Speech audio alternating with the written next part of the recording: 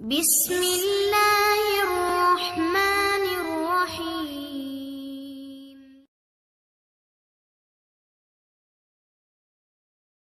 6:30 ہونے والے ہیں، تو تقریباً 35 سے 40 منٹ کئی دورانیاں ہیں، اس سے تو زیادہ نہیں کریں گے۔ اتنی علم بھی ہے میرے پاس اور اتنی شاید وہ علم تو اس سے بھی کم ہے، لیکن 9 بجے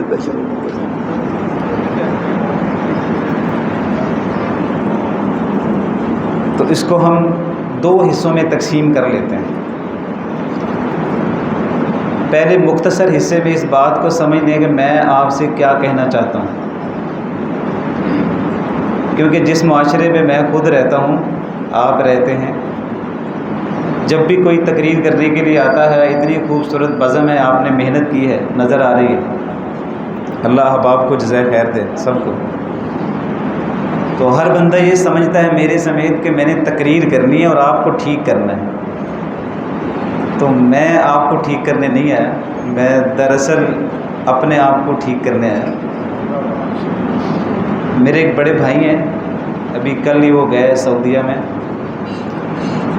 تو عام طور پہ آپ کو پتہ ہے نا کہ کسی بھی فیملی میں جب بھی وفات ہوتی ہے تو وہ تیسرے دن وہ نشست کرتے ہیں، کل کے نام سے بھی کرتے ہیں۔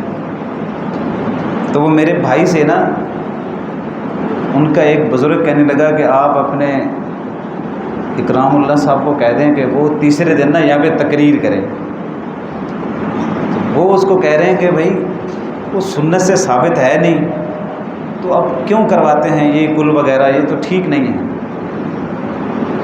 تو اس نے کہا نہیں، وہ بندوں کو کچھ اچھی اچھی باتیں بتا دے گا، کچھ لوگوں کو فائدہ ہو جائے گا، لوگ سمجھ جائیں گے۔ تو بھائی اس کو کہتے ہیں بھائی میں آپ کو سمجھا رہا ہوں، آپ تو میری بات سمجھ نہیں رہے۔ میں آپ کو سمجھا رہا ہوں کہ یہ بات ٹھیک نہیں ہے اور آپ ہی نہیں سمجھ رہے۔ اصل ہمارے ساتھ ہوتا یہ ہے کہ میں یہاں بیٹھا ہوں تو میرے ذہن میں بھی یہی آتا ہے میں لوگوں کو سمجھانا ہے۔ یہ ٹھیک ہے، ایک حصہ ہے کہ لوگوں کو سمجھانا ہے، یہ بات صحیح ہے، لیکن ہر آدمی یہ دیکھے کہ میں نے خود اپنے آپ کو ٹھیک کرنا ہے۔ جو آپ آج ہیں نا، اس کے پیچھے اللہ کا جو کرم اور مہربانی ہے وہ تو ہے ہی ہے، لیکن آپ کے والدین، آپ کے بڑے بھائی، آپ کی فیملی میں آپ کے دادا، وہ سارے ان کی کوئی محنت ہے جو آج آپ مسجد سے منسلک ہیں۔ اگر ہم نے اپنی آئندہ آنے والی نسل کو ٹھیک رکھنا ہے تو اس کا مطلب ہے ہمیں اپنے آپ کو بہت ٹھیک رکھنا پڑے گا۔ مغرب کی دنیا میں جانے والے جو سفر کرتے ہیں، آپ ان کے بارے میں پڑھ لیں کہ جس نے اپنی فیملی سمیت کوئی مغرب کی دنیا میں چلا گیا، پیسہ تو بہت آیا اور سہولتیں بہت آئیں۔ یہ بات یقینی حتمی ہے، اس کو غور سے سنیے گا کہ اگر اس کا اپنا بیٹا یا بیٹی ہو سکتا ہے، اس کو تو اپنے دین کا تعارف کروا کے رکھے اور وہ دین پر رہے، لیکن یہ بات جو ہے نا کوئی بعید نہیں ہے، اس کی اولاد کی جو اولاد ہوگی نا، اکثر آپ دیکھ لیں گے وہ بے دین ہوگی۔ تو جو آپ لوگ بنیں گے نا، یہی اثر آپ کی اولاد تک جانے والا ہے، یہی اثر آپ کی بیٹیوں تک جانے والا ہے۔ نبی علیہ الصلوۃ والسلام کی جو ذات ہے، اس کو نمونہ اللہ تعالیٰ نے کیوں بنایا؟ اللہ تعالیٰ نے قرآن نازل کر دیا تھا، نبی علیہ الصلوۃ والسلام کے فرامین محفوظ ہو رہے تھے، لیکن پھر بھی اللہ تعالیٰ یہ فرماتے ہیں کہ لَقَدْ كَانَ لَكُمْ فِي رَسُولِ اللَّهِ أُسْوَةٌ حَسَنَةٌ، کہ دیکھیں قرآن ہے، جبریل بھی ہے، بیت اللہ بھی ہے، قرآن کریم کی تلاوت بھی ہے، ترجمہ بھی ہے، تفسیر بھی ہے، حدیث بھی ہے، اور اس کی شروحات بھی ہیں، بہت کچھ ہے۔ لیکن ان ساری چیزوں کو اگر پورے طریقے سے کہیں 2 کلمات میں آپ سمیٹنا چاہتے ہیں تو آپ کو یہی لگے گا کہ حضور ایک نمونہ ہے۔ اس لیے کہ اللہ تعالیٰ چاہتے ہیں کہ معاشرہ اس قسم کا ہو، تو اس کے لیے نبی علیہ الصلوۃ والسلام کو اللہ تعالیٰ نے آئیڈیل بنا دیا ہم سب کے لیے کہ آپ جو بننا چاہتے ہیں. ہمارے بہت اچھے عالم دین ہیں کراچی سے، اکثر لوگ ان کے بارے میں بہت جانتے ہیں ماشاءاللہ. وہ ایک بات کرتے تھے کہ اگر آپ کسی کے پاس جائیں، اسے کہیں کہ مجھے یہ جو ٹوپیاں پہنی ہوئی نا ہم نے، اسے کہہ دیں کہ یہ ایک سیمپل ہے اور اس سیمپل کے مطابق مجھے نا 2000 ٹوپیاں چاہیے، اور آپ اس کو سیمپل دے کے واپس آ جائیں اور وہ آپ کو بتائے گا 1 مہینے کے بعد آپ کا آرڈر آپ کو ملے گا اور آپ لے جائیے گا. آپ نے پیمنٹ کر دی اور 1 مہینے کے بعد آپ گئے اور اس نے آپ کو ٹوپیاں دیں، لیکن آپ اس کو ایک سیمپل دے کے آئے تھے. وہ سفید تھا، اس کا ایک مخصوص نمبر تھا اور آپ نے ایک تعداد بتا دی تھی. اس نے آپ کو کہا کہ یہ نمبر 8 ہے، یہ 9 ہے اور یہ 10 ہے. آپ نے کہا میں نے تو ایک ہی نمبر کہا تھا کہ بھائی 10 نمبر پر آپ نے اس کو رکھنا، میں سیمپل دے کے گیا تھا. وہ کہتا نہیں میں نے سوچا تھا ہو سکتا ہے سب لوگوں کے سر برابر تھوڑی ہوتی ہیں، تو میں نے کچھ 8 نمبر پہ، کچھ 9 پہ، کچھ 10 پہ کر دیے، اور باقی یہ کچھ وائٹ ہیں، کچھ بلیک ہیں، کچھ بلیو ہیں، کچھ گرین ہیں، کچھ یہ اس طرح کے رنگ میں نے کر دیے. تو اس نے کہا میں نے تو آپ کو ایک سیمپل دیا. وہ کہتا نہیں میں نے سوچا سارے لوگ تھوڑی وائٹ ٹوپیاں پہنیں گے، تو ہر ایک کی اپنی پسند ہے نا، تو میں نے پھر کچھ اور بھی کلر اس میں ملا دیے. مجھے صحیح بات بتائیں، کاروباری لوگ بیٹھے ہوئے ہیں، آپ سیمپل دے کے آئے تھے، آپ اس کو فوری طور پہ کہیں گے بھائی جان میں سیمپل دے کے گیا، مجھے اس کے مطابق مال چاہیے، مجھے اس سے نہ زیادہ نمبر چاہیے، نہ کم نمبر چاہیے، نہ اور رنگ چاہیے. دنیا میں زمانے میں آپ لوگ ایک فیکٹری کے مالک سے بات کرتے ہوئے اسے پہلے سیمپل دیتے ہیں کہ یہ چیز آپ نے بنانی ہے. اس کائنات کو بنانے کے بعد اللہ تعالیٰ نے نبی علیہ الصلوۃ والسلام کو بھیجا، جی آپ لوگوں نے زندگی بسر کرنی ہے، زمین اللہ کی، آسمان اللہ کا، پہاڑ اللہ کے، دریا اللہ کے، سمندر اللہ کے، ہوائیں اللہ کی، فضائیں اللہ کی، سورج اللہ کا، چاند بھی اللہ کا، آسمان بھی اللہ کا، ستارے بھی اللہ کے، سیارے بھی اللہ کے، سارے جانور بھی، درندے، ہر چیز اللہ تعالیٰ کی، ایک ایک ذرے کا وہ مالک ہے. اور وہ مالک اتنا خوبصورت مالک ہے کہ وہ قرآن کریم میں فرماتا ہے میری کائنات میں ایک درخت کا ایک پتا بھی جب زمین پر گرتا ہے تو میرے علم میں ہوتا ہے. جس نے اتنی کائنات کو ڈیزائن کیا تھا اس نے آپ لوگوں کو کہا آپ نے جینا ہے یہاں پر.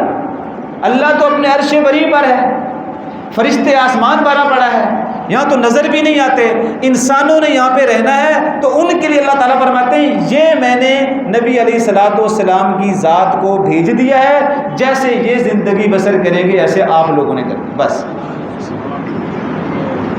تو اصل جو کرنے کا کام ہے وہ زیادہ لمبی تقریر اس کے لیے نہیں چاہیے، اس کے لیے سادہ سے الفاظ میں یہ چاہیے تھا کہ ہم اپنی زندگی کو نبی علیہ الصلوۃ والسلام کی زندگی کے مطابق گزار لیں. پہلے حصے کی آخری بات کر کے پھر میں آگے بات کو لے کے چلتا ہوں. دنیا میں 3 چیزیں ہیں، ہو سکتا ہے آپ لوگ صاحب علم ہیں، کچھ زیادہ کر لیں کچھ کم کر لیں، وہ آپ کی علم پر ہے. ویسے مجھے تو 3 ہی لگیں بڑی چیزیں. نمبر 1، دنیا میں ایک ہوتا ہے معیشت، جسے ہم کہتے ہیں نا نظام معیشت، پیسہ روپیہ جائیداد. دنیا میں کسی بھی ملک ملت کے لیے معیشت بڑی ضروری ہوتی ہے، اور اس کا پتہ آپ کو تو لگ گیا ہوگا. اس مہنگائی کے دور میں تو آپ کو معیشت کا اچھا بھلا، میں تو سمجھتا ہوں ہر بندہ ہی بڑا معیشت کے اوپر زبردست قسم کے تبصرے کرتا ہے. لگتا ہے کہ جتنا اس کو معیشت کے بارے میں پتہ ہے ان کو بھی نہیں پتہ جو معیشت کا ڈیزائن کرتے ہیں. لیکن معیشت کا ایک نظام پوری دنیا کی ضرورت ہے. ایک دوسری چیز ہے جسے ہم کہتے ہیں سیاست، جسے ہم کہتے ہیں سیاسی نظام زندگی. تو سیاست بھی ہر ملک ملت انسانوں کی ضرورت ہے. ایک تیسری چیز ہے جسے بہت قریب سے آپ کو سوچنا ہے، وہ ہے تہذیب، تمدن، رسم و رواج. یہ 3 چیزیں دنیا کے اندر ہیں، انہی کے اوپر جنگ ہے، انہی پر امن ہے، انہی کے لیے حکومت قائم ہے، انہی کے لیے حکومت ٹوٹ گئی ہے. ایک لیڈر آیا کسی ملک میں، اس نے معیشت بہت اچھی کر دی لیکن سیاسی ڈھانچہ ٹھیک نہیں بنا سکا تو ناکام ہو گیا. اور کسی نے معیشت بھی ٹھیک کر لی اور سیاسی ڈھانچہ بھی بڑا زبردست بنا لیا، لیکن وہ تہذیب کو بہتر، ماحول کو، رسم و رواج کو ٹھیک نہیں کر سکا تو بھی ناکام ہو گیا۔ یا کسی نے تہذیب بہت اچھی کر لی، نظام سیاست بہت اچھا کر لیا، معیشت میں مار کھا گیا۔ ابھی تک دنیا میں، جو میرا مطالعہ ہے کم ہے، آپ لوگوں کا مجھ سے زیادہ ہو سکتا ہے، ابھی تک دنیا میں ان 3 چیزوں کو ایک ساتھ جس ذات نے بہتر کیا ہے نا، وہ صرف ایک ہی ذات ہے۔ ان تینوں چیزوں کو، معیشت کو، سیاست کو، تہذیب کو، ان تینوں چیزوں کو جس نے ایک ساتھ ہی تبدیل کر دیا ایک بہت ہی مختصر عرصے کے اندر، وہ ایک ہی ذات ہے جس کا نام ہے محمد الرسول اللہ صلی اللہ علیہ وآلہ وسلم۔ بے شک آپ یہاں پہ طلباء بیٹھے ہوئے ہیں، کالجز کے، یونیورسٹیوں کے بیٹھے ہوئے ہیں، پڑھ کے دیکھ لیجیے، کوئی بھی لیڈر آج تک دنیا میں ان 3 چیزوں کو ایک ساتھ بہتر نہیں کر سکا۔ جس دن نبی علیہ الصلوۃ والسلام اس دنیا سے تشریف لے گئے، اس دن اسلام کی معیشت دنیا کی بہترین معیشت تھی، اور جس دن آپ اس دنیا سے گئے اسلام کا بہترین نظام سیاست تھا۔ جس دن آپ دنیا سے گئے اس دن ہماری تہذیب بہترین تہذیب تھی، اور یہ تینوں چیزوں میں چینج کیسے آ گیا، اتنی جلدی کیسے تبدیلی آ گئی کہ صرف 23 سالوں کے اندر لوگوں کو تو بڑی بڑی عمر لگی، اور باپ تھا اور پھر بیٹا آ گیا، پھر بیٹے کے بھی بیٹے آ گئے، اور بڑی بڑی ریاستوں کو بڑا بڑا دوام اللہ نے بخشا، لیکن اتنے کم عرصے کے اندر، اور وہ بھی زیرو سے لے کے کہ عرب کے معاشرے کی نہ سیاست تھی نہ ان کی معیشت تھی۔ لإیلاف قریش آپ پڑھ کے دیکھ لیجیے گا، کبھی یمن میں جاتے تھے، کبھی شام میں جاتے تھے، خیمے میں بھوکے مر جاتے تھے، اور بہت ساری چیزیں آپ کو پتہ ہے، نہ وہاں پہ اناج تھا، نہ وہاں پہ گندم ہے، نہ وہاں پہ چاول ہے، نہ وہاں پہ پانی دستیاب تھا، اور ایسی کوئی نعمت نہیں تھی جو آج آپ کے پاس باغات ہیں اور بڑی بڑی جائیدادیں آپ بنا کے بیٹھے ہوئے ہیں، یہ کوئی چیز عربوں کے پاس نہیں تھی۔ وہ خشک پہاڑ تھے، ان پہاڑوں کے بیچ میں بس اونٹ چرانے والے، وہ گاؤں قصبے دیہات کے رہنے والے تھے۔ یہ سارے کے سارے لوگوں کو زیرو سے لے کر ان تینوں چیزوں کو تبدیل کیا نبی علیہ الصلوۃ والسلام نے۔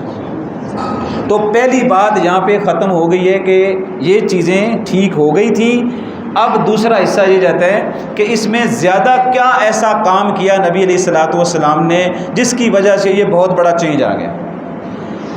ایسا بھی ممکن ہے کہ جب میں یہ بات کروں تو میں ٹھیک سے آپ کو سمجھا نہ پاؤں یا میں دلائل نہ دے سکوں، لیکن آپ مہربانی کیجیے گا، تھوڑی سی محنت خود کر کے بھی اس کو دیکھ لیجیے گا۔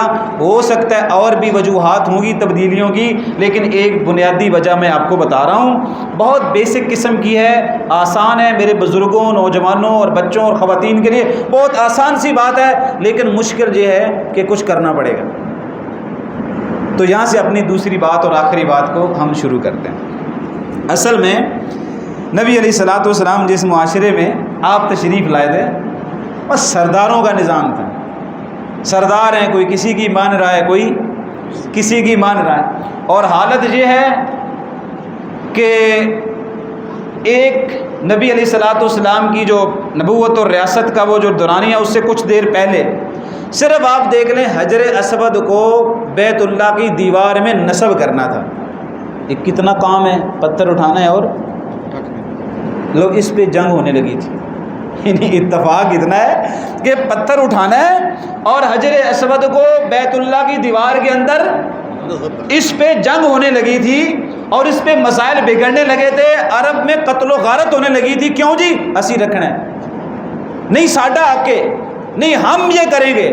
تو پھر کسی نے، سیانے نے بیچ میں کہہ دیا کہ کل تک انتظار کر لو، اس رات کے آخری حصے میں جو سب سے پہلے یہاں پہ آ جائے گا نا، وہ جو بھی فیصلہ کرے گا میں منظور ہے۔ تو جب صبح ہونے سے پہلے دیکھا تو نبی علیہ الصلوۃ والسلام نبوت سے پہلے وہاں، یعنی ابھی نبی کا نبوت کا دعویٰ نہیں کیا۔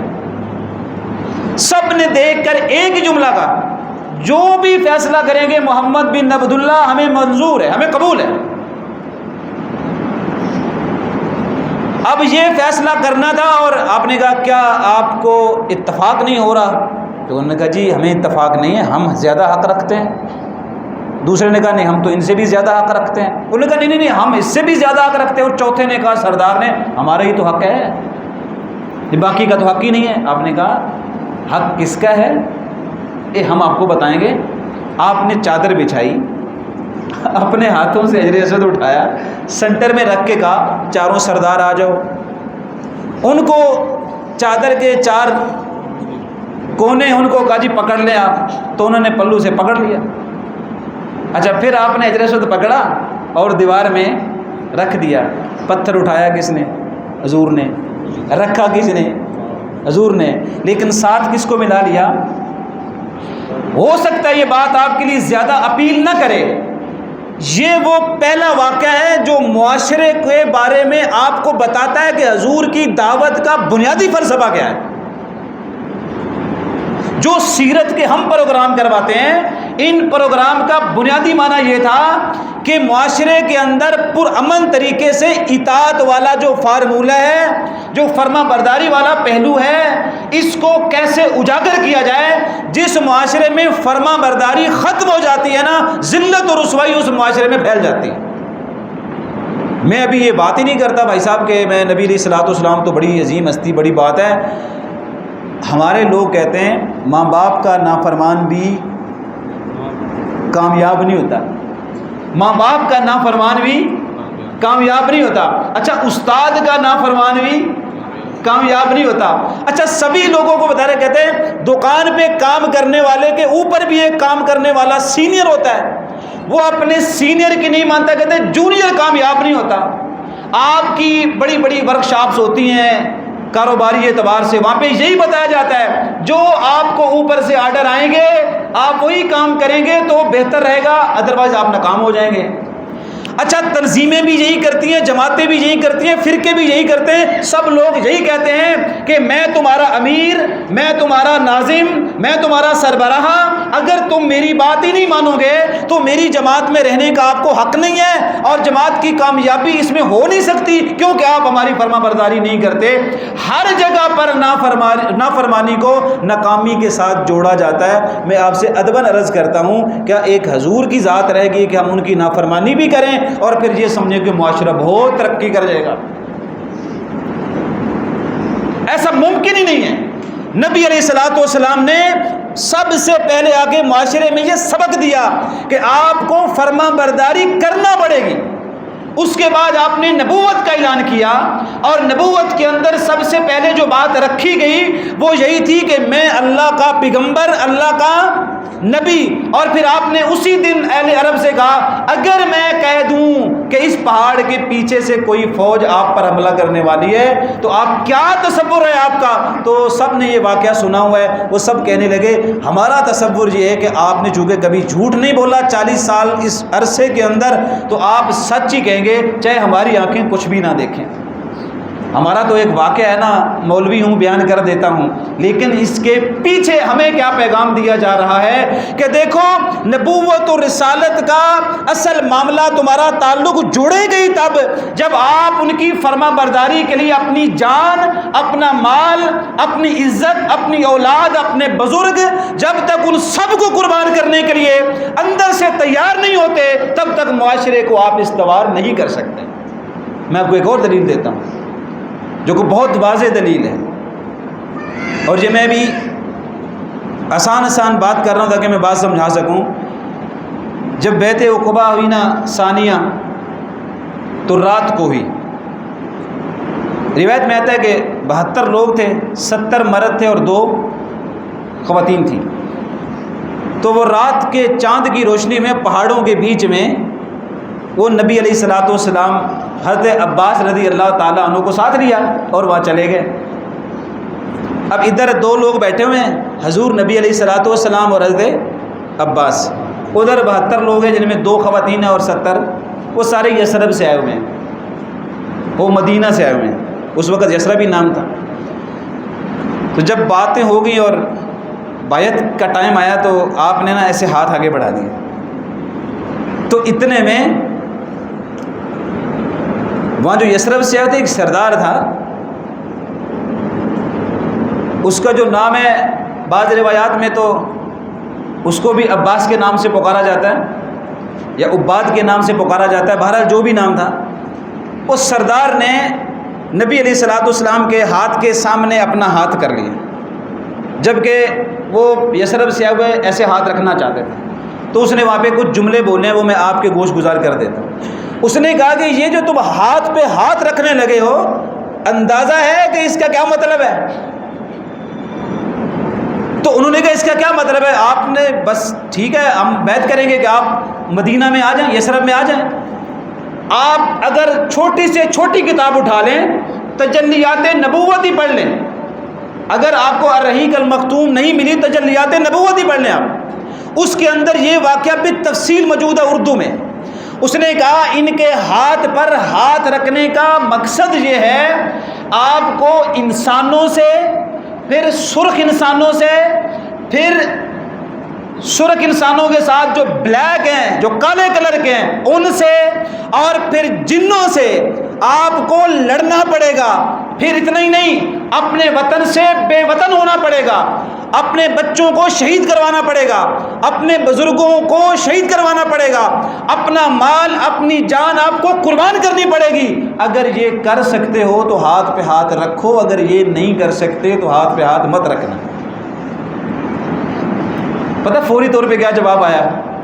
فوری طور پہ وہ ان لوگوں نے جو یثرب سے آئے تھے، انہوں نے کہا ہم اپنے بچے ذبح کروا لیں گے، بزرگ بھی قربان کر دیں گے، وطن سے بے وطن بھی ہو جائیں گے، مال کیا بات ہے اسے قربان کر دیں گے، اپنی جان کیا ہے حاضر ہے، لیکن ہم حضور کا ساتھ نہیں چھوڑیں گے، تب جا کے معاشرہ بنے۔ اب تو آسانی سے کہہ دیتے ہیں نا کہ جی وہ حضور گئے مدینے میں، پھر مدینے میں ایسے اسٹیٹ بن گئی، ریاست مدینہ کی مثال دینا آسان ہے، لیکن اس ریاست کے لیے حضور نبی علیہ الصلوۃ والسلام آپ جہاں سے مرضی ہے پڑھ لیں، آپ نے سب سے پہلے یہ تصور دیا اگر میری بات پہ تمہیں یقین نہیں آتا، میری زبان جو کہے گی وہ حق کہے گی، اور اس زبان کے مطابق آپ کو چلنا پڑے گا، اگر تم کسی درجے پر بھی اس کی مخالفت کرو گے تو اس کی سزا بھگتنے کے لیے تیار ہو جاؤ۔ میں آپ کو ایک آسان اور مثال دیتا ہوں، آپ قرآن کریم پڑھ لیجئے گا۔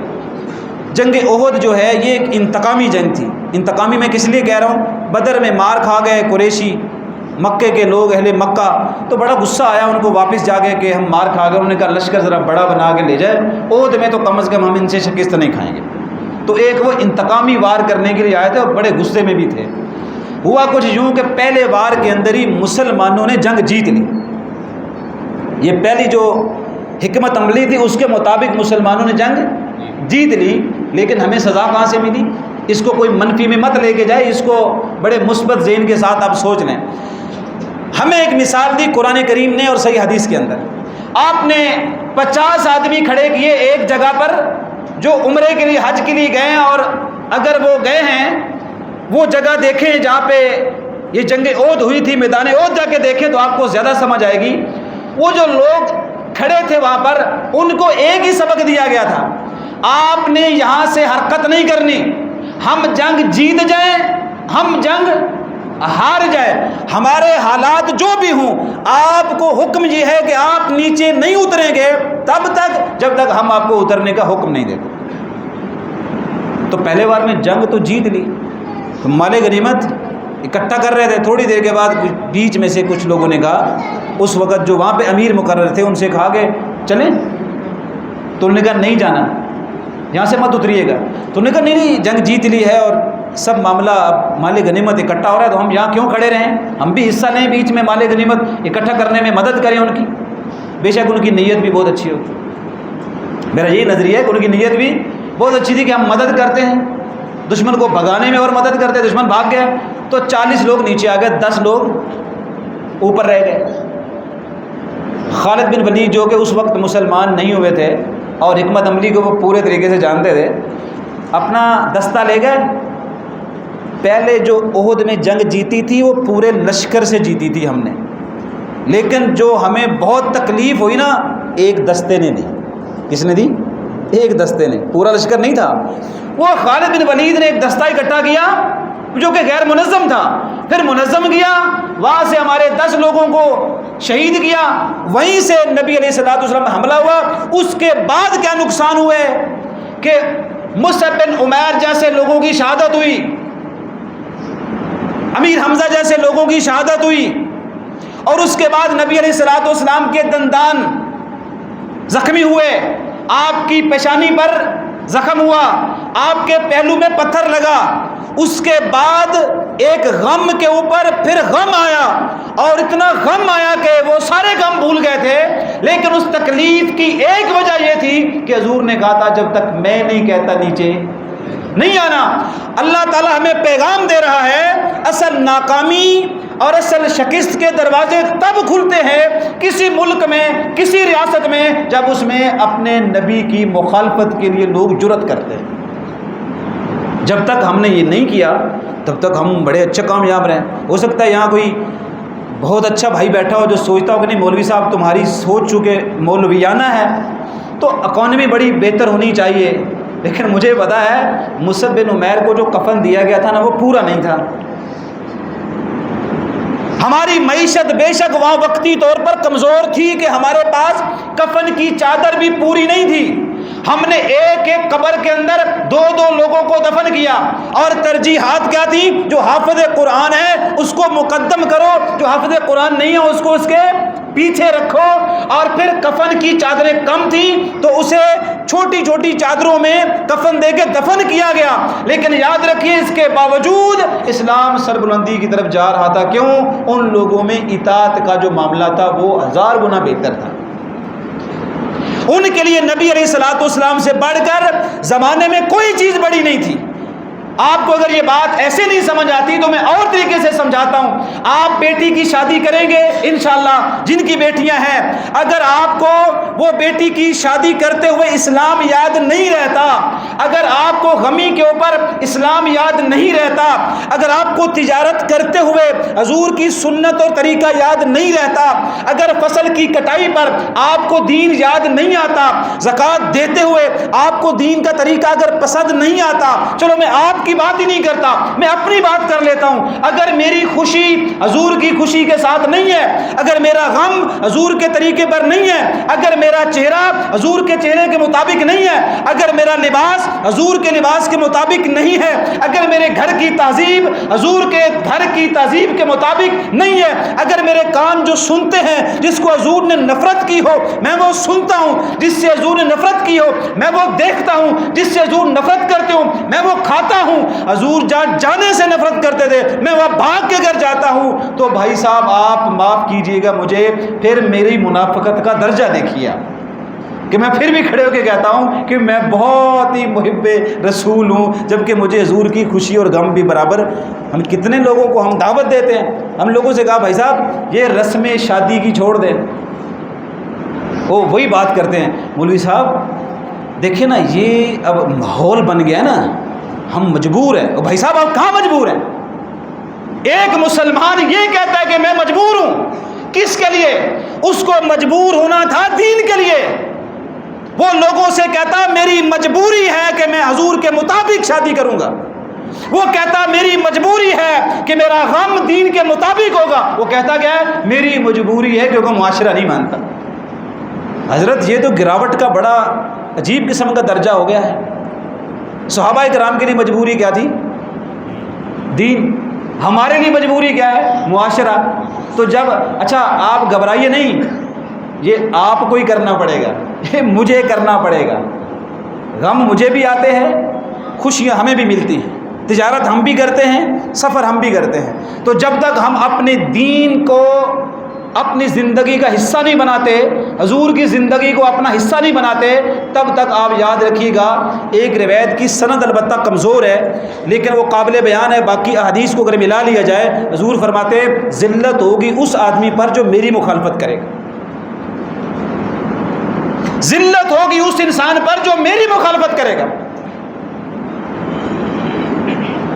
اور میں نے جو آیت پڑھی تھی کہ فَلْيَحْذَرِ الَّذِينَ يُخَالِفُونَ عَنْ، کہ ڈرنا چاہیے نا ان لوگوں کو جو مخالفت کرتے ہیں کس کی؟ اللہ کے حکم کی۔ کیا ہو سکتا ہے ان کو؟ اللہ قرآن میں سورۃ نور میں یہ کہہ رہے ہیں یا تو وہ کسی فتنے میں پڑ جائے گا یا اس پہ کوئی عذاب آ جائے گا۔ امام بخاری نے کتاب لکھی ہے جز رفع الیدین، میں کوئی تنقیدی جائزہ نہیں پیش کر رہا کسی مسئلے کا، معافی چاہتا ہوں میں، اس کے شروع میں جو ٹائٹل دیا نا امام بخاری نے خود ہی، تو انہوں نے اس آیت کو لکھا کہ ان لوگوں کو ڈرنا چاہیے جو اللہ کے حکم کی مخالفت کرتے ہیں، یا تو وہ کسی فتنے میں پڑ جائیں گے اور یا وہ کسی عذاب علیم میں وہ آ جائیں گے، ان کو مسئلہ ہو جائے گا۔ امام شافعی رحمۃ اللہ علیہ سے ایک آدمی نے پوچھا میں مسجد نبوی سے احرام باندھ کے عمرہ کرنا چاہتا ہوں، تو انہوں نے کہا یہ تو جگہ نہیں ہے میقات، تو اس نے کہا مسجد نبوی خود بڑی ایک برکت والی جگہ ہے، تو ادھر سے باندھتا ہوں۔ امام شافعی رحمۃ اللہ علیہ نے اسے کہا مجھے ایک ڈر ہے، یا تو فتنے میں پڑ جائے گا یا تیرے اوپر کوئی مصیبت آ جائے گی۔ اس نے کہا اس میں مصیبت کی کیا بات ہے؟ کہ اس سے بڑی مصیبت کی کیا بات ہے کہ حضور نے یہ نہیں کیا، حضور نے احرام باندھا میقات سے اور تو باندھ رہا ہے مسجد سے جہاں سے حضور نے نہیں باندھا۔ تو میں امام شافعی کہتا ہوں کہ اللہ کے نبی کی مخالفت کی وجہ سے یا تو کوئی فتنے میں پڑ جائے گا یا تیرے پر کوئی عذاب آ جائے گا۔ سعید بن مسیب رحمۃ اللہ علیہ مصنف ابن شیبہ مصنف عبد الرزاق میں یہ روایت موجود ہے، سندن بھی صحیح ہے، میں آپ کا وقت نہیں ضائع کرتا۔ انہوں نے ایک آدمی کو بیت اللہ میں دیکھا 2 رکوع کر رہے، تو بعد میں سے کہا بھائی تو 2 رکوع کر رہے، تو اس نے کہا کہ ایحسبن اللہ بالرکوع، یہ اس کی عبارت کے الفاظ ہیں کہ کیا اللہ مجھے 2 رکوع کرنے کی وجہ سے عذاب دے گا؟ تو سعید مسیب فرماتے ہیں لا واللہ، نہیں اللہ کی قسم ہے اس لیے نہیں ہے، یعذبک اللہ بخلاف السنہ، اللہ تجھے عذاب اس لیے دے گا تو کہ نبی کی مخالفت کر رہا، حضور نے 1 رکوع کیا تو 2 کیسے کر سکتا ہے؟ تو معاشرے کے اندر جب تک جتنے لوگ یہاں پہ بیٹھے ہوئے میرے بزرگ ہیں، قابل قدر نوجوان ہیں، بچے ہیں اور خواتین بھی ہوں گی، میرے الفاظ سخت ہو سکتے ہیں، میرا لہجہ بھی سخت ہو سکتا ہے، لیکن میں خود اپنے آپ کو پیش کر رہا ہوں، اگر میری زندگی میں آپ میں سے کوئی بھی دیکھے میں کوئی عمل کر رہا ہوں اور وہ نبی علیہ الصلوۃ والسلام کی سنت کے مخالف میں جا رہا ہوں، آپ مجھے روکیے، لیکن اپنے معاشرے کو ابھی فرقہ پرستی میں اور یہ تقسیم کر کر کے ان لوگوں کو اللہ کا واسطے چھوڑ دیں، اپنے معاشرے کو دین پر کھڑا کریں، اور دین وہ ہے جو حضور کی زندگی۔ آپ کچھ بھی ہیں بنے، لیکن آپ حضور کی زندگی کے سوا اس معاشرے میں کامیابی کا کوئی تصور نہیں۔ یہ تینوں تبدیلیاں تب آئیں گی جب آپ نبی علیہ الصلوۃ والسلام کی زندگی کو اپنے پاس رکھیں اور اس پہ عمل کریں۔ ایک میں حدیث آپ کو سناتا ہوں جو کہ صحیح مسلم بھی، باقی بھی کتب حدیث میں، لیکن اس کو سنانے کا انداز شاید آپ کو کیسا لگے گا کہ فرشتے آئے اور فرشتے کہتے ہیں کہ اللہ تعالیٰ نے زمین آسمان کے درمیان ایک ترازو رکھا، تو چونکہ اب جدید دور آ گیا ہے اور الحاد اور ملحدین ان کا دور ہے، تو وہ ہر چیز پر کوئی نہ کوئی نقطہ اٹھا دیتے ہیں، یہ جی کیسے ہو سکتا ہے جی زمین آسمان کے بیچ میں ترازو؟ تو ہم کہتے ہیں جیسے زمین آسمان کے بیچ میں ہم بھی تو رہتے ہیں یار، آسمان بغیر ستونوں کو بھی تو موجود ہے، یہ زمین پانی کے اوپر موجود ہے، اس پہ آپ کو کوئی شکوہ نہیں ہے۔ جب کوئی عالم دین کہتا ہے کہ ترازو رکھا اللہ نے عارضی طور پر، اور اس ترازو کے ایک پلڑے میں کس کو رکھا؟ حضور نبی علیہ الصلوۃ والسلام، اور دوسرے پلڑے میں ایک بندہ، پھر 2، پھر 10، پھر 20، 40 رکھتے گئے، پھر پلڑا بھاری کس کا رہا؟ حضور نبی علیہ الصلوۃ والسلام کا پلڑا حضور کا بھاری رہا۔ تو فرشتے نے کہا بس کرو، اگر تم ساری دنیا کے انسانوں کو، سبھی جنوں کو اس پلڑے میں اگر تم رکھ بھی دو گے نا، حضور کا پلڑا بھاری۔ اچھا یہ کوئی کہانی نہیں ہے، آپ کو یہ پیغام دیا جا رہا ہے کہ پوری دنیا اگر ایک طرف کھڑی ہو اور آپ کو لگے کہ ایک جملہ آپ کے پاس ہے کہ حضور یہ کہہ رہے تھے، اور وہ دنیا اس کے مخالف چلی گئی، آپ دنیا کو نہیں دیکھیں گے۔ آپ کی مجبوری وہ انسان نہیں ہوں گے جو 7 ارب ہوں یا اس سے بھی زیادہ ہوں، وہ آپ کی مجبوری نہیں ہوں گے، آپ کی مجبوری وہ اللہ کے نبی کا جملہ ہوگا جو سچ ہے، جو حق ہے، جس کی زبان سے سوائے حق کے کچھ نکلتے ہی نہیں۔ ایک اور حدیث آپ کو سناتا ہوں، آپ نے فرمایا کل امتی یدخلون الجنہ، میری جتنی امت ہے نا ساری کی ساری جنت میں جائے گی، الا من ابا، سوائے اس کے جس نے جنت میں جانے سے انکار کر دیا۔ صحابہ کرام تو تڑپ کر اٹھے اور نے کہا من ابا یا رسول اللہ، یہ کون لوگ ہیں جو انکار کرے جنت میں جانے سے؟ تو آپ نے تو کوئی لمبی تقریر نہیں کی، آپ نے کہا من اتانی فقد دخل الجنہ، جس نے میری فرما برداری کی وہ جنتی، وہ جنتی۔ یہاں پہ کوئی کسی بزرگ کا نام نہیں ہے، یا کسی وڈیرے کا نام نہیں ہے، یا کسی امام کا نام نہیں۔ ان کی عزت و تکریم میرے دل میں بہت زیادہ ہے، لیکن اطاعت کے قابل، فرما برداری کے لائق، اور جس کی اطاعت ہم آنکھیں بند کر کے کر سکتے ہیں نا، وہ ایک ہی ذات ہے، حضور نبی علیہ الصلوۃ والسلام۔ فمن اطاعنی فقد دخل الجنہ، میری فرما برداری کرنے والا جنتی ہے۔ آگے پتہ کیا فرمایا؟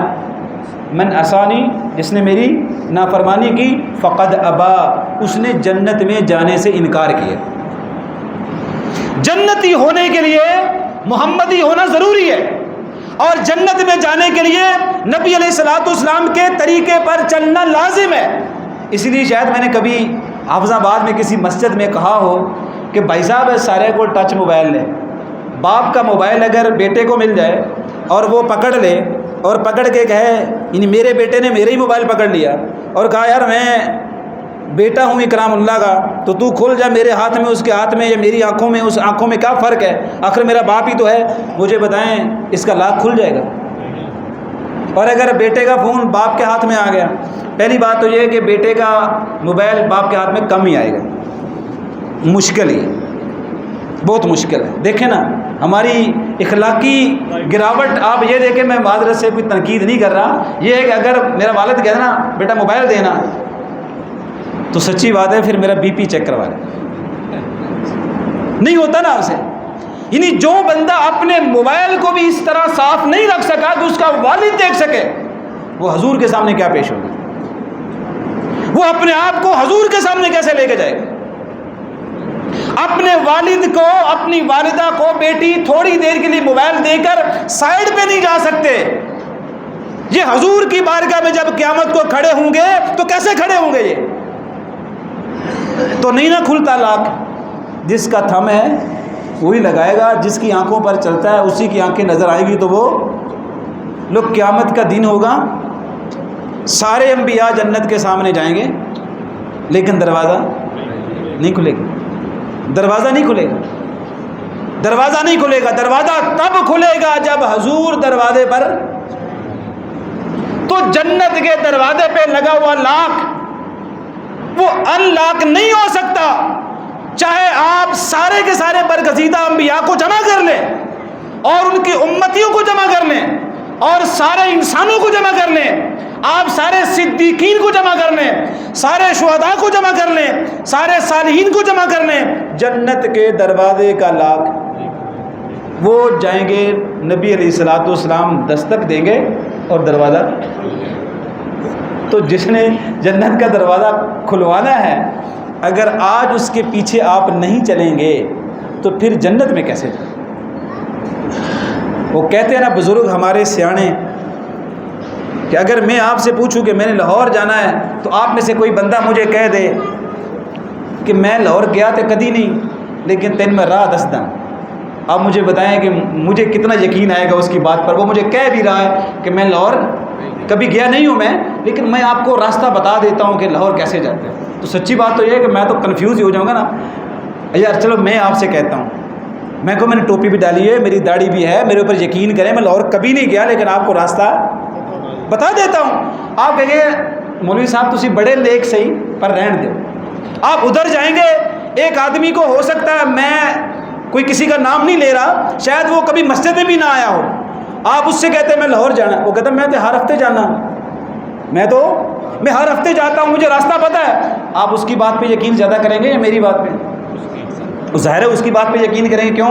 عہدہ ہونا جانا نہیں ہے، وہ تو لاہور جاتا بھی ہے اور آتا بھی ہے۔ مجھے بتائیں آدم علیہ الصلوۃ والسلام کو چھوڑ کر دنیا میں کوئی بندہ بتائیں جو جنت میں گیا ہو پھر واپس آیا؟ ایک ہی ذات ہے، اور وہ ہے محمد الرسول اللہ صلی اللہ علیہ وآلہ وسلم۔ یعنی کوئی ایسی ہستی دنیا میں لے کے آ جائے جو جنت میں گئی ہو، جنت کو اس نے ہر پہلو سے دیکھا ہو پھر واپس آیا ہو، ایسا کوئی بتائے مجھے؟ تو حضور کے سوا تو حضور آپ کو بتا رہے ہیں جنت جانے کا راستہ یہ ہے، من اتانی فقد دخل الجنہ، جو میری فرما برداری کرے گا نا وہ جنتوں میں جائے گا۔ میں کہتا ہوں نہیں، میرے اپنے امام اتنے برگزیدہ ہیں، میں تو انہی کے پیچھے چلوں گا، تو چل لیں آپ، قیامت کو آپ کو جواب دینا پڑے گا۔ میں سخت بات نہیں کر رہا، دل کی بات آپ سے کر رہا ہوں۔ خدا را ڈریے اللہ تعالیٰ سے کہ حضور کی مخالفت کر کے ہم نہ معیشت بہتر کر سکتے ہیں، نہ اپنے سیاست کے نظام کو بہتر کر سکتے ہیں۔ اگر یہ ہو سکتا نا تو عربوں میں یہ اتنی محنت کرنے کی ضرورت حضور کو نہ پڑتی۔ آپ نے تو نظام یہاں تک قائم کر دیا تھا کہ لو ان فاطمہ بنت محمد سرقت لقطعت یدہا، اسے کہتے ہیں سیاست۔ اگر میری بیٹی فاطمہ، جس سے یہ ممکن نہیں تھا کہ وہ کبھی چوری کے مقدمے میں پکڑی جائے گی، آپ نے اپنی بیٹی کی مثال دی۔ اگر میں محمد صلی اللہ علیہ وآلہ وسلم کی بیٹی، میری لخت جگر اور حسنین کریمین کی والدہ، اگر وہ بھی اس معاملے میں چوری کرتی تو آپ نے یہ نہیں کہا جلاد کاٹ دیتا، آپ کہتے ہیں میں اس کا بھی ہاتھ کاٹ دیتا۔ یہ سیاست ہوتی ہے جس کو قائم کیا جاتا ہے۔ اور سیاسی نظام کو حضور نے ایسے قائم کر دیا تھا، اس کے اندر ایک ہی چیز آپ کو نظر آئے گی، آپ جو بھی کریں معیشت میں دیکھ لیں، جب اذان ہوتی ہے تو بازار میں آپ کو کوئی نظر نہیں آئے گا، سب کدھر نظر آئیں گے؟ مسجد میں۔ تو ہمارے لوگ مثال دیتے تھے نا، حضور کے دور میں کھلی دکانیں چھوڑ کر ابو سفیان رضی اللہ تعالیٰ جب پہلی بار آئے نا ادھر مدینہ میں، اس وقت مسلمان نہیں تھے، تو وہ پریشان ہو گئے، انہوں نے کہا دکانیں کھلیاں نہیں تھے، بندہ ہی کوئی نہیں، پتہ نہیں مجھے دیکھ کے سارے کہاں چلے گئے، وہ کسی نے بتایا ٹینشن نہ لیں مسجد میں۔ تو تہذیب کو چینج کرنے کے لیے نبی علیہ الصلوۃ والسلام نے، تہذیب کا مطلب ہے کوئی پرانا رسم و رواج حضور کو ایک لمحے کے لیے نظر بھی اگر آ گیا نا، آپ نے فوراً منع کر دیا۔ اس کی ایک مثال دے کے بات کو سمیٹ رہا ہوں۔ آپ نے فرمایا ایک دن بیٹا تھا آپ کا جس کا نام تھا ابراہیم، وفات پا گیا۔ جس دن وفات پا گیا سورج کو گرہن لگ گیا۔ ایک صحابی نے پتہ ہے کیا کہہ دیا؟ اس کو کہتے ہیں تہذیب کو کیسے بدلا۔ ایک صحابی کی زبان سے نکلا، جب بھی کوئی بڑا بادشاہ یا بڑا آدمی کوئی دنیا سے جاتا تھا نا، سورج کو گرہن لگ جاتا تھا۔ اسے کہتے ہیں رسم و رواج اور وہم اور اس طرح کی چیزیں۔ تو نبی علیہ الصلوۃ والسلام نے سن لی، تو کسی نے کہا نا آپ کا بیٹا گیا ہے تو سورج کو گرہن لگ گیا۔ آپ نے مسجد میں ممبر پر آ گئے، آپ نے صحابہ کرام کو جمع کر لیا۔ آپ نے کہا میں تمہیں بتاؤں، ان الشمس والقمر آیتان من آیات اللہ، یہ سورج اور یہ چاند اللہ کی نشانیوں میں سے ایک نشانی ہے۔ کسی کی موت کی وجہ سے اور کسی کی زندگی کی وجہ سے ان پر کوئی اثر نہیں پڑتا، اور میں تمہیں منع کر رہا ہوں ایسا عقیدہ نظریہ مت رکھیے گا۔ تہذیب یوں تبدیل ہوئی۔ ابو ذر غفاری نے ابو بلال رضی اللہ تعالیٰ عنہ کو صرف ایک جملہ کہہ دیا تھا، میں جملہ یہاں دہراتا نہیں ہوں، ضرورت نہیں ہے، وہ جملہ ذرا حقارت پر مبنی تھا۔ تو نبی علیہ الصلوۃ والسلام نے بلا لیا، ایک جملہ۔ آپ نے کہا تجھے پتہ ہے یہ جو تم نے جملہ بولا ہے، اس جملے کا مطلب یہ بنتا ہے ابھی تک تمہارے دل میں جہالت کی بات ہے، اس کو نکال دینا چاہیے۔ اور پھر جب مکہ آپ نے فتح کر لیا تو تاریخی جملہ ارشاد فرمایا، ساری چیزیں بیچ میں آ گئی، سیاست بھی اس میں آ گئی، معیشت بھی آ گئی، رسم و رواج بھی۔ دارقطنی کی روایت سندن بھی ٹھیک ہے۔ آپ نے کہا کہ ان امر الجاہلیتی، تمہارے جہالت کے سارے کام جو تم کرتے تھے مجھ سے پہلے، وہ کدھر ہیں؟ ہاتینی تحت ہاتینی قدمینی، وہ سارے کے سارے میرے اب ان دو قدموں کے نیچے ہیں اور میں نے مسل دیے۔ یہ سارا جو سفر ہے نا، یہ سفر اطاعت فرما برداری کے ساتھ وابستہ ہے۔ اس میں آپ کو زیادہ سوچنے کی ضرورت نہیں ہے، اپنے معاملے کو نبی علیہ الصلوۃ والسلام کی سیرت کے مطابق ڈھال لیں۔ اسی لیے میں کہتا ہوں گونگی ہو گئی آج کچھ زباں کہتے کہتے، گونگی ہو گئی آج کچھ زباں کہتے کہتے، میں ہچکچا گیا خود کو مسلمان کہتے کہتے۔ یہ بات نہیں کہ مجھے رب پر یقین نہیں، یہ بات نہیں کہ مجھے رب پر یقین نہیں، اور بس میں ڈر گیا خود کو صاحب ایمان کہتے کہتے۔ بھلا صاحب ایمان ہم جیسے ہوتے ہیں؟ مجھے فرصت نہ ملی ایک نماز کی، مجھے فرصت نہ ملی ایک نماز کی، کئی بار چپ ہوا مؤذن آذان کہتے کہتے۔ ایک کافر نے جو پوچھا مجھ سے یہ مہینہ کیا ہے، ایک کافر نے جو پوچھا مجھ سے یہ مہینہ کیا ہے، شرم کے مارے پانی ہاتھ سے گر گیا رمضان کہتے کہتے۔ میری الماری میں گرد سے اٹی کتاب کا جو پوچھا اس نے، میری الماری میں گرد سے اٹی کتاب کا جو پوچھا اس نے میں گر گیا زمین میں قرآن کہتے کہتے یہ بات سن کر اس نے چپ سادھ لی اقبال یہ بات سن کر اس نے چپ سادھ لی اقبال مجھے یوں لگا جیسے وہ رک گیا مجھے حیوان کہتے کہتے پھر ایک حیوان کی زندگی میں اور تیری زندگی میں فرق کیا ہے ایک مسلمان سب سے زیادہ شیدائی ہوتا ہے اپنے نبی کا پیغمبر کا فرما بردار ہوتا ہے اپنے نبی کا اللہ آپ سب کو آپ کی محبتوں کو اللہ قبول کرے جس محبت سے آپ نے میری ٹوٹی پھوٹی باتوں کو سن لیا جزاکم اللہ خیر بارک اللہ فیکم والسلام علیکم ورحمۃ اللہ وبرکاتہ